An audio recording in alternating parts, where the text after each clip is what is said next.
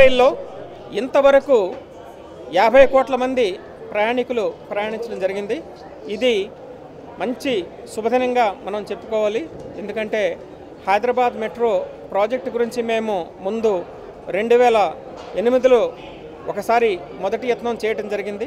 ఆ యత్నంలో unfortunately metas వారు fail అవ్వటం, ఆ తర్వాత మరలా 2010లో ఈ ప్రాజెక్టుని ఎల్ఎన్టీ వారికి ఇవ్వటం, 2012లో అన్ని కార్యక్రమాలు పూర్తి చేసుకుని ప్రాజెక్ట్ని 2012 జూన్లో మొదలుపెట్టి 2017 నవంబర్ 28వ తేదీని మొదటి 30 కిలోమీటర్లు మియాపూర్ నుంచి ఎల్బీ నగర్ వరకు మనం ప్రారంభించడం జరిగింది. అప్పుడు ప్రధాని గారి చేతులతో ఆ ప్రారంభోత్సవం జరిగింది.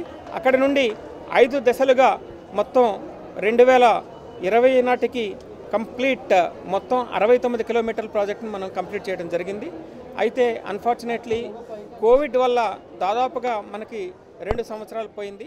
అంటే యాక్చువల్గా జరిగింది 5 సంవత్సరాల, గత 5 సంవత్సరాలు మీరు తీసుకుంటే. To all of you, today we are extremely happy to celebrate this 50 crore passengers who has performed in the Hyderabad Metro, and it's a great achievement for us, especially in terms of the carbon reduction that has happened to the city. It's a great achievement for us, and I would like to thank on this occasion all the passengers, all the netizens of Hyderabad for trusting us and performing their journeys.